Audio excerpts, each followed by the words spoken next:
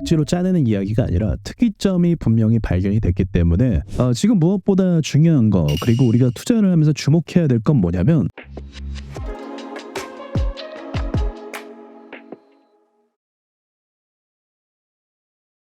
네, 얼마 전에 에코프로 BM을 분석하면서 에코프로도 같이 분석을 했는데 마침 반등이 나와주고 있고 오늘은 특히나 큰 상승을 만들어주고 있어요. 요거 잠깐 짚고 넘어가면 얼마 전부터 굉장히 큰 상승이 만들어졌고 그리고 나서 주구장창 하락만 하게 됐습니다. 반등이라고는 이때 상한가 한번, 공매도 금지죠. 이때 한번 나온 거 빼고는 약세 흐름을 계속 이어졌단 말이에요. 근데 오늘 이게 추세를 돌릴 수 있을 만한 거래 대금인 게 뭐냐면 장중에 터졌던 돈들도 굉장히 크지만 중요한 자리를 의도적으로 터치했다라는 게 의미가 있습니다. 그래서 제가 지금 선을 그은 부분 있죠? 여기가 지지선이었는데 여기를 다시 위로 올라오게 되면 추세를 바꿔서 어느 정도 더 위로 올라갈 수 있는 힘을 만들어줄 수 있을 것 같아요. 더군다나 지금 시장의 분위기가 그렇게 나쁜 것이 아니기 때문에 얘가 다시 대세주로 등극하는 건 전 좀 어렵지 않을까. 왜냐면 시가총액이 너무 무겁기 때문에 세력 입장에서는 얘를 올릴 바에는 다른 걸 올려서 또 해먹을 수 있거든요. 그래서 굳이 얘를 건드릴까 그런 의문점이 있기 때문에 지속적인 상승은 제한적이라고 보지만 시장 회복에 따라 어느 정도 올라갈 수 있다라고 봐요.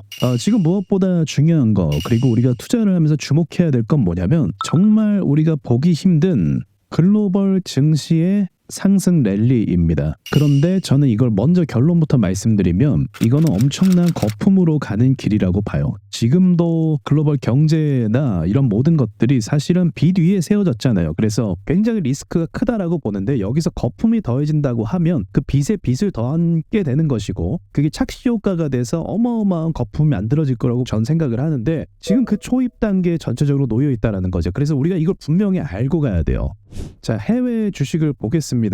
종합 주가 지수죠. 자, 먼저 보시는 바와 같이 프랑스 지수도 어때요? 신고가를 가는 진행 중에 있어요. 진행 중이에요. 자, 그리고 우리가 잘 알고 있는 일본 증시는 어때요? 이미 신고가를 강하게 뚫은 뒤에 돈들이 여기로 막 쏠리고 있고 기업들의 실적 호조가 막 이어지고 있는 상황입니다.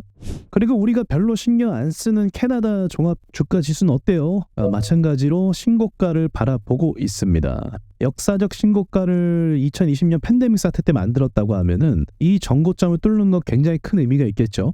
자, 독일 지수 같은 경우는 신고가에 진입을 했어요. 오늘 이제 본격적인 어떤 흐름이 만들어질 수 있겠죠.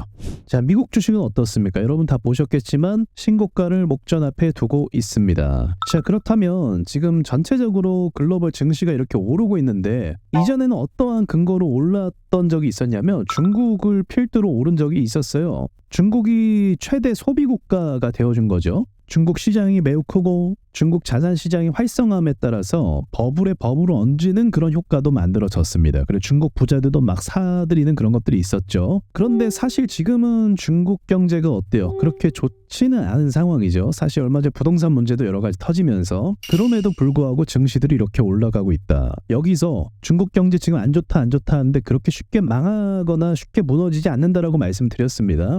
이제 적극적인 부양책을 꺼내기 시작을 하겠죠. 당연히 망할 수가 없으니까. 무리를 해서라도 아마 중국 경제를 견인하려고 이런 행동 저런 행동 많은 것을 할 겁니다. 이미 하고 있는 중이고요. 그래서 어마어마한 돈들을 풀어서 시장을 전 견인할 거라고 보고 있거든요. 그럼 중국 증시도 한번 볼게요. 자, 중국 상해 종합 지수입니다. 보시면 우리가 분석할 수 있는 건 지지선이겠죠. 지지선을 닿았어요.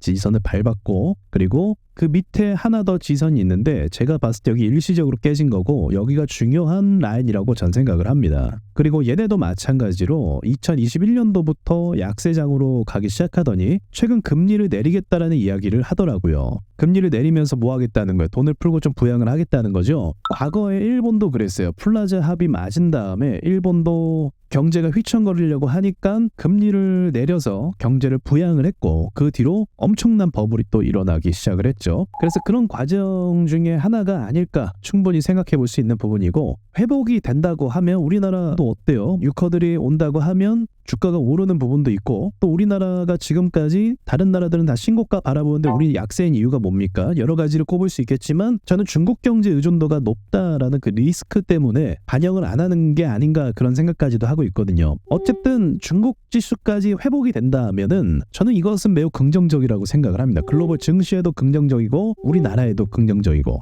근데 제가 앞서 말한 어떤 부분을 경고성 있게 말씀드렸어요. 이거는 버블이에요. 이거는 진짜 경제가 성장해서 과거에 중국 경제가 연 6%씩 막 경제가 성장을 했었거든요. 초고속 성장을 막 이루었어요. 근데 이게 멈추기 시작하면서 과열 경쟁이 꺼지기 시작하면서 황다 부동산 그룹 사태 같은 일들도 발생을 하는 거예요. 너무 잘 나가니까 너무 오망방자하게 경영을 하는 거죠. 그게 버블의 문제거든요. 그런데 지금 이제 그런 경제 성장을 힘입어서 상승하는 것도 아니고 지금은 과거에 풀렸던 그 유동성을 바탕으로 오르는 겁니다. 그러니까 주식에서 기술 반등이라는 게 있잖아요. 과거에 돈이 많이 들어와 있으면 이걸 어떻게든 처리하기 위해서 해결하기 위해서 추가적으로 더 사거나 또는 여기 있는 사람들 뭔가 대응을 하거나 그래서 차트가 움직이는 기술적인 영역이라는 게 있거든요. 지금까지는 그 영역이라고 볼 수가 있는 거예요. 그래서 앞으로 버블이 일어나게 된다면 전 미국 경제의 버블로 인해서 상승할 가능성이 있다고 보고 있어요. 지금도 미국 경제는 버블인데 앞으로 더 버블을 만들어내는 거죠. 그렇게 간다고 하면은 최소 1년에서 몇 번 말씀드렸지만 2년 정도의 장기적인 상승이 가능할 수도 있다. 전 세계에 투자 열풍이 불면서 계속적으로 사람들이 매수를 하고 또 경제가 실제로 나쁜 건 아니거든요. 파월도 이번에 경제가 괜찮다라고 얘기했으니까 이 괜찮아지고 더 나아지는 경제를 바탕으로 증시가 계속적으로 상승하지 않을까 그 생각까지도 가질 수 있는 거죠.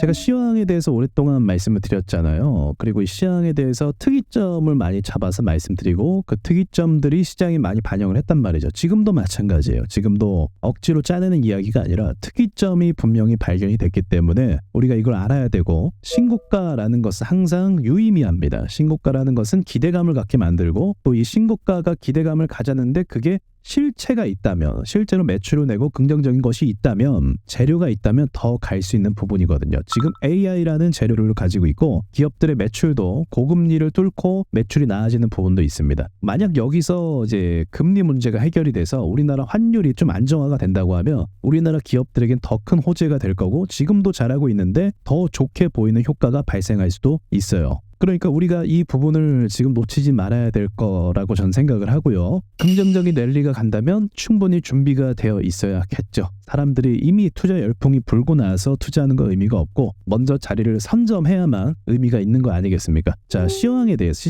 지금 상황이 어떤지에 대해서 말씀을 좀 드려봤습니다.